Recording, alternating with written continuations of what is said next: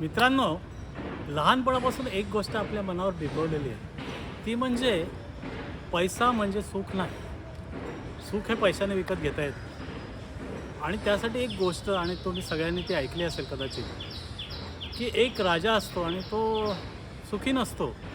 त्याला सुखाचा शोध घ्यायचा असतो. पण कसंही करून तो सुखी होत नाही, कारण बरेच प्रॉब्लेम असतात. मग त्याला कोणतरी सांगतं, की सुखी माणसाचा शर्ट तू घाल, म्हणजे तू सुखी होशील. तो लगेच सगळ्या सैनिकांना पाठवतो, जा सुखी माणूस शोधून काढा आणि त्याचा शर्ट घेऊन या. 5-6 महिन्यांनी सैनिक परत येतात रिकाम्या हाताने. तो म्हणतो, काय झालं? कारण आम्हाला सुखी माणूस सापडला, पण त्याच्याकडे शर्टच नव्हता. त्याला शर्ट घालणं परवडतच नाही. म्हणजे परत सांगितलं, की पैसा आणि सुख याचा काही संबंध नाही. पैशाने सुख मिळतं. तर अशा वेळी आपण अशा वातावरणात वाढत असतो. पण जसं जसं आपण मोठं होत जातो, तसं आपल्याला माहीत असतं, की पैशाने सुख मिळतं. मी स्कूटर घेईन, मी कार घेईन, मी चांगले कपडे घेईन, मला नोकरी लागली की मी हे करीन, माझा धंदा चालू झाला की मी असं करीन. हे सगळे रिलेटेड पैशाशी असतात. त्यामुळे आपल्या मनामध्ये एक गोंधळ चालू असतो, की लहानपणापासून सांगितलं की पैसा आणि सुखाचा संबंध नाही, पण पैशाने सुख मिळतं. मग हे कसं काय आहे? हे दोघांचं असं एकमेकात भांडण कसं चालू आहे?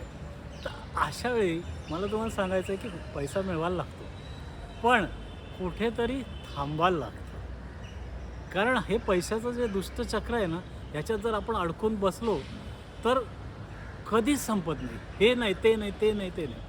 तर मला एक मित्र म्हणाला, "असं नाही रे, गरजेपुरतं मिळवावं." पण हे साप चूक आहे. कारण आपल्या गरजा अमर्याद आहे. गरजा या वाढत जातात. जशा आपल्याला गोष्टी मिळत जातात, तसं वाटतं नाही, हे पण करायला पाहिजे, ते पण करायला पाहिजे. म्हणजे गरजेपुरतं मिळवावं, ही सगळी खोटं हे आहे. खरं गोष्ट आहे, की कुठेतरी आपण थांबायला पाहिजे. कुठे थांबायचं हे प्रत्येकाने ठरवायला लागतं. आता तुम्हाला एक गोष्ट सांगतो, वॉरन बफेट हा जगातला एक श्रीमंत माणूस आहे. म्हणजे पहिल्या 10 श्रीमंत माणसामध्ये त्याचं नाव आहे. आज तो 94 वर्षाचा आहे आणि तो अजूनही काम करतो. तो अतिशय हेल्दी आहे. तर त्याचा इंटरव्ह्यू मी बघितला. त्यात त्याने सांगितलं, की मी रोज 5 कोका कोलाच्या बाटल्या पितो. मी मॅकडॉनल्डचा नाश्ता करतो आणि मला माझा ब्लड ग्रुप पण माहिती नाही. हे जेव्हा लोकं हेल्थच्या एवढ्या मागे लागलेले असतात, डाएट करतात, अशा वेळी हा बिंदास आहे. मग लोकं म्हणाले, तुम्ही इतके हेल्दी कसे तरी? तर तो म्हणाला, मी सुखी आहे. मी एखाद्या लहान मुलासारखं जेवतो आणि मला स्ट्रेसच नाही लाईफमध्ये. आणि मग त्या इंटरव्ह्यूत माझ्या असं लक्षात आलं, की त्याने कुठे थांबायचं हे ओळखलं आहे.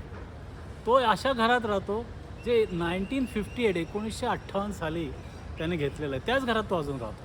त्याची छोटीशी कार आहे. मोठ्या लक्झरियस गाड्यांचा ताफा नाही आहे. त्याच्याकडे एखादं बेट त्याने विकत घेतलेलं नाही. त्याच्याकडे चार्टर्ड प्लेन नाही आहे. आणि तरी तो सुखी आहे, कारण त्याने कुठे थांबायचं हे ओळखलं आहे. तर मित्रांनो, मला तुम्हाला हेच सांगायचं आहे, की कुठे थांबायचं का या रॅट रेसमध्ये धावत राहायचं हे तुम्हाला ओळखायचं आहे. आणि हाच सुखाचा मूलमंत्र आहे. पैसे आणि सुख एकत्र येत नाही, बरोबर आहे, पण कुठेतरी थांबलं की सुख तुम्हाला नक्की सापडेल. एवढंच मला सांगायचं आहे. थँक्यू.